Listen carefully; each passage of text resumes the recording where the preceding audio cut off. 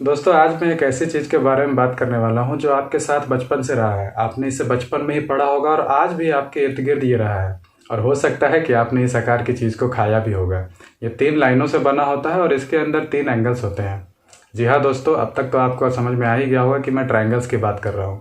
और अगर आपको नहीं समझ में आया है तो इस वीडियो की आपको सख्त ज़रूरत है। और अगर आपको समझ में आ गया तो भी इस वीडियो को देखिए, क्या पता आपको कुछ नया सीखने को मिल जाए। नमस्कार दोस्तों, मेरा नाम है अमन भारती। इजी लर्निंग विथ अमन में आपका स्वागत है। तो चलिए देखते हैं ट्रायंगल्स क्या होते हैं।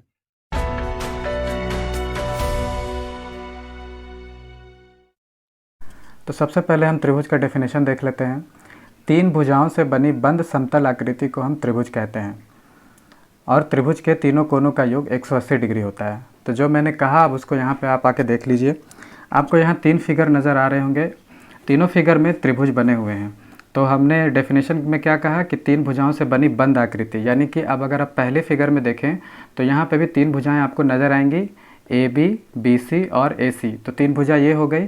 तो 3 भुजाओं से बनी बंद आकृति, बंद इसलिए कहते हैं क्योंकि यहाँ पे कहीं पे भी गैप नहीं है, यानी कि जो तीनों भुजाएं हैं उनके बीच कोई गैप नहीं है। अगर कोई चीज़ अंदर है तो वो अंदर ही रहेगी, अंदर से बाहर नहीं जा सकती, बाहर की चीज़ अंदर नहीं आ सकती, यानी कि ये पूरी तरह से बंद है। तो जब तक आकृति बंद ना हो तब तक उसे हम त्रिभुज नहीं कहेंगे। तो जब ये तीनों भुजाएं आपस में मिली तो ये एक बंद आकृति बन गई, तो इसे हम त्रिभुज कहेंगे। साथ ही साथ डेफिनेशन में ये कहा गया है कि तीनों कोनों का योग 180 डिग्री होता है।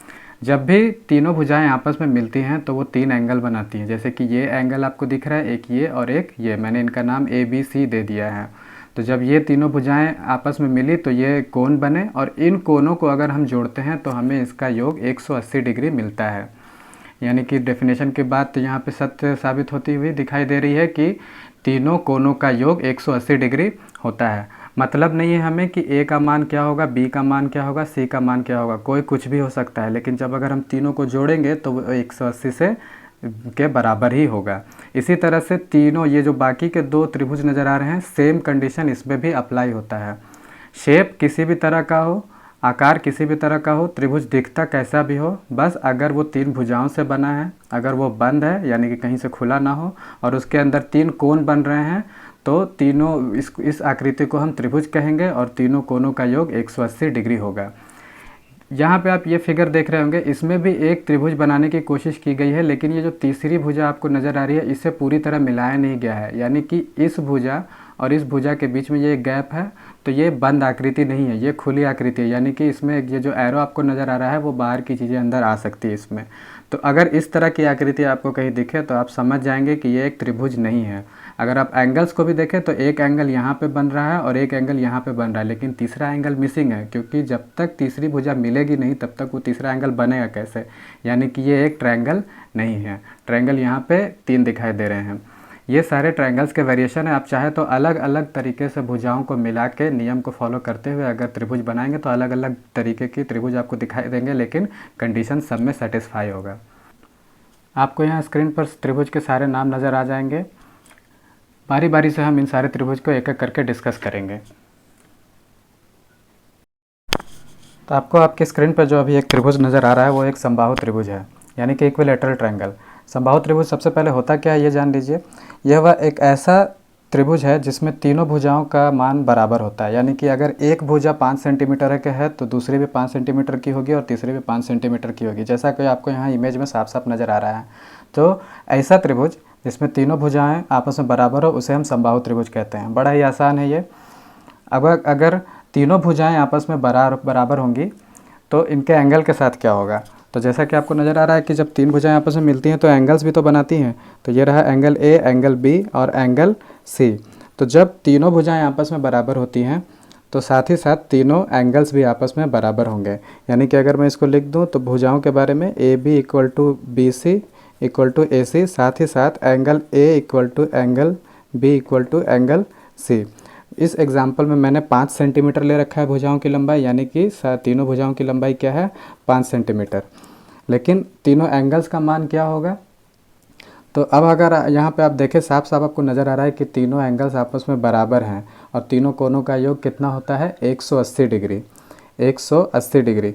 तो जब तीनों आपस में बराबर हैं तो 3 से डिवाइड दे दीजिए इसको, तो एक एंगल का मान निकल जाएगा 60 डिग्री, यानी कि तीनों एंगल्स को अगर हम इंडिविजुअली मेज़र करें तो तीनों एंगल्स का मान आएगा 60 डिग्री, और अगर तीनों को ऐड करेंगे हम तो हमें मिल जाएगा 180 डिग्री।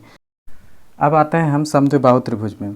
ऐसा त्रिभुज जिसकी कोई भी दो भुजा आपस में बराबर हो उसे हम समद्विबाहु त्रिभुज कहते हैं। जैसा कि आपको यहाँ फिगर में नज़र आ रहा है कि AB और AC दोनों की लंबाई 5 सेंटीमीटर है, यानी कि AB और AC आपस में बराबर हैं। तो भुजाओं के मैं लिख देता हूँ AB = AC = 5 सेंटीमीटर। तो ऐसा त्रिभुज जिसमें दो भुजाएं आपस में बराबर हो उसे समद्विबाहु त्रिभुज कहते हैं। यानी कि यहाँ पर जो आपको त्रिभुज ABC नज़र आ रहा है वो एक समद्विबाहु त्रिभुज है। अब एंगल्स का क्या, तो इस तरह के त्रिभुज में दो एंगल आपस में बराबर होते हैं। अब कौन से दो एंगल बराबर होंगे, कि यहाँ तो आपको तीन एंगल्स नज़र आ रहे हैं, एक एंगल A, एक एंगल B और एंगल C। तो इसका पता लगाने का सबसे आसान तरीका ये है कि जो भुजा आपस में बराबर हो उसके सामने के एंगल्स आपस में बराबर होते हैं। यानी कि आपको नज़र आ रहा है कि AB और AC बराबर है, तो AB के सामने का एंगल कौन सा है, C, यानी कि एंगल C, और AC के सामने का एंगल कौन है, एंगल B, यानी कि एंगल B। तो एंगल B और एंगल C आपस में बराबर होंगे। अगर AB और BC बराबर होता तो AB के सामने का एंगल C और BC के सामने का एंगल A आपस में बराबर होता। तो ये है आपका समद्विबाहु त्रिभुज। हमें इसमें ये नहीं पता चलता है कि कौन सा एंगल कितना होगा, जैसा हमें पहले समबाहु त्रिभुज में पता चला था। बस इसमें इतना हमें पता है कि कोई भी दो भुजा आपस में बराबर होंगे और उनके सामने के कोण आपस में बराबर होंगे। ये भुजा कोई भी हो सकता है, जो भुजाएं होंगी उनके सामने के कोण को बस हम देखेंगे और हमें पता चल जाएगा कि कौन से कोण आपस में बराबर होंगे। अब देखते हैं समकोण त्रिभुज यानी कि राइट एंगल ट्रायंगल। एक ऐसा त्रिभुज जिसमें कम से कम एक एंगल 90 डिग्री का हो उसे हम समकोण त्रिभुज कहते हैं। यानी कि इस त्रिभुज में आप देखिए यहाँ पे जो एंगल B है वो 90 डिग्री का है। ज़रूरी नहीं कि सिर्फ एंगल B, तीनों में से कोई भी एक एंगल अगर 90 डिग्री का हो तो उसे हम समकोण त्रिभुज कहते हैं। ध्यान रहे कि एक से ज़्यादा एंगल 90 डिग्री नहीं हो सकता है, हमेशा होगा तो एक ही एंगल 90 डिग्री का होगा। ज़रूरी नहीं कि सिर्फ एंगल B हो, कोई भी एंगल हो सकता है। जैसे कि अगर आप इस फिगर में देखें तो इसमें एंगल C 90 डिग्री है, एंगल C 90 डिग्री, इसका मतलब ये भी एक समकोण त्रिभुज है। एक समकोण त्रिभुज में हमें मतलब नहीं है कि जो तीनों भुजाएं हैं उसकी लंबाई कितनी है, बाकी के जो दो एंगल हैं उसका मान कितना है। बस हमें ये देखना है कि अगर एक एंगल 90 डिग्री का है तो वो त्रिभुज समकोण त्रिभुज कहलाएगा। अब इसके बाद आता है न्यून कोण त्रिभुज। एक ऐसा त्रिभुज जिसके तीनों कोणों का मान 90 डिग्री से कम हो। ध्यान रहे मैं मान कह रहा हूँ, योग नहीं कह रहा हूँ। यानी कि एंगल A का मान भी 90 डिग्री से कम होगा, B का मान भी 90 डिग्री से कम होगा और C का मान भी 90 डिग्री से कम होगा। हमें इससे फ़र्क नहीं पड़ता है कि तीनों भुजाओं की लंबाई क्या होगी, बस अगर एंगल A 90 डिग्री से कम है, साथ ही साथ एंगल B और एंगल C भी 90 डिग्री से कम है, तो इसे हम न्यून कोण त्रिभुज कहेंगे। अब आता है ऑब्ट्यूज एंगल यानी कि अधिक कोण त्रिभुज। एक ऐसा त्रिभुज जिसमें किसी भी एक कोण का मान 90 डिग्री से अधिक हो लेकिन 180 डिग्री से कम हो, उसे हम अधिक कोण त्रिभुज कहते हैं। जैसे कि इस त्रिभुज में देख लीजिए, यहाँ पे जो एंगल B आपको नज़र आ रहा है वो 180 डिग्री से तो कम है लेकिन वो 90 डिग्री से ज़्यादा है। यानी कि ये एक अधिक कोण है, एंगल B एक अधिक कोण है और जो त्रिभुज ABC है वो एक अधिक कोण त्रिभुज है।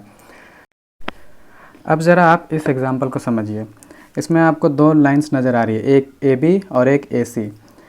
ये जो एंगल आपको साफ साफ नज़र आ रहा है, ये आपको साफ साफ नज़र आ रहा होगा कि ये 180 डिग्री से तो ज़्यादा ही है, यानी कि this is more than 180 degree.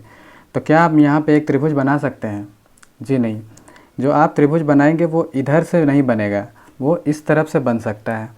यानी कि यहाँ पे जो आपको एक एंगल B नज़र आ रहा था वो यहाँ पे 180 डिग्री से कम था, 90 से ज़्यादा था, और इसी लाइन को मान लीजिए हमने इसी लाइन को ऐसे खींचते खींचते हमने इस तरह से कर दिया, यहाँ पे इस तरह से कर दिया, तो ये मिल गया हमें।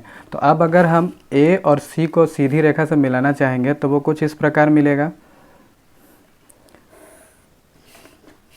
तो ये यहाँ पे ABC एक त्रिभुज बन गया है। लेकिन अभी भी तो अगर आप इस एंगल को मेज़र करें तो ये 90 से ज़्यादा है लेकिन 180 डिग्री से कम है, और ये एंगल कुछ भी हो सकता है, ये एंगल कुछ भी हो सकता है, लेकिन ये एंगल 90 से ज़्यादा है और 180 डिग्री से कम है।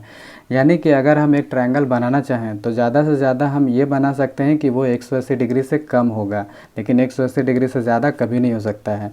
ये एंगल 180 डिग्री से ज़्यादा है लेकिन ये त्रिभुज के बाहर है, इसीलिए ये हमारे मतलब का नहीं है। तो देखा आपने, अगर आप इस लाइन को ला के इधर उल्टा भी कर देते हैं तो अगर हम ए और सी को मिलाना चाहें तो वो इस तरह से मिलेगा, ना कि इस तरह से मिलेगा। और जब वो मिलता है तो अंदर जो एंगल बनता है वो 180 डिग्री से कम ही होता है, कभी भी 180 डिग्री से ज़्यादा नहीं हो सकता। इसके बाद आता है स्केलिन ट्रायंगल यानी कि विषमबाहु त्रिभुज। आप आंख बंद करके तीन भुजाओं को आपस में मिला दीजिए, जो त्रिभुज आपके सामने बनता है वो होगा स्केलिन ट्रायंगल। एक ऐसा त्रिभुज जिसमें तीनों भुजाएं आपस में बराबर नहीं होती हैं, तीनों कोण भी आपस में बराबर नहीं होते हैं।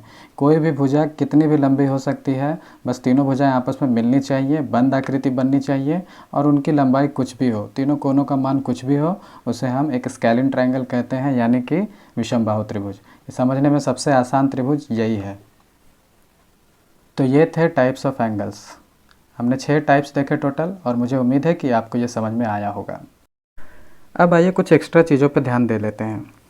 आपके सामने 2 त्रिभुज नज़र आ रहे हैं, एक त्रिभुज समकोण त्रिभुज है और एक समबाहु त्रिभुज है। साफ साफ नज़र आ रहा है कि इसमें एंगल बी है वो 90 डिग्री का है और इसमें 2 भुजाएं आपस में बराबर है, यानी कि ये समकोण त्रिभुज और एक समबाहु त्रिभुज। अगर आप समकोण त्रिभुज में देखें तो एक भुजा 5 सेंटीमीटर की है और बाकी 2 भुजा कितनी लंबाई है हमें पता नहीं। अब अगर आप मान लें कि यहाँ पे जो भुजा BC नज़र आ रही है वो भी 5 सेंटीमीटर की हो जाए, तो यानी कि ये भी 5 और ये भी 5, तो अगर ऐसा त्रिभुज जिसमें 2 भुजाएं बराबर हो उसे तो हम समद्विबाहु त्रिभुज कहते हैं। तब क्या होगा, मैं आपको बनाकर दिखाता हूँ। तो अब यहाँ आप देख सकते हैं कि जो भुजा BC है वो भी 5 सेंटीमीटर की हो गई है। तो जब यहाँ पे 2 भुजाएं आपस में बराबर होती है तो इसे हम समद्विबाहु त्रिभुज कहते हैं। यानी कि मैं आपको ये बताना चाहता हूँ कि एक समकोण त्रिभुज समद्विबाहु त्रिभुज हो सकता है। ये जो आपको त्रिभुज ABC नज़र आ रहा है वो समकोण भी है और समद्विबाहु भी है। यानी कि आपने देखा कि बड़े आसानी से ये चीज़ समझा कि कैसे एक त्रिभुज के 2 नाम हो सकते हैं। अब अगर आप चाहें तो इसे एक समकोण त्रिभुज भी कह सकते हैं, एक समद्विबाहु त्रिभुज भी कह सकते हैं और समकोण समद्विबाहु त्रिभुज दोनों ही कह सकते हैं। इस केस में AB और BC की लंबाई बराबर है और एंगल B 90 डिग्री है।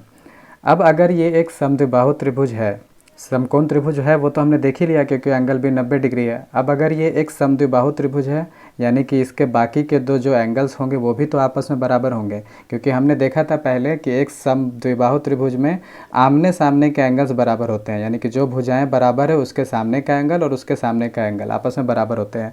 इस केस में ये भुजा और ये भुजा आपस में बराबर है, तो इसके सामने का एंगल एंगल A और इसके सामने का एंगल C, ये दोनों आपस में बराबर होंगे।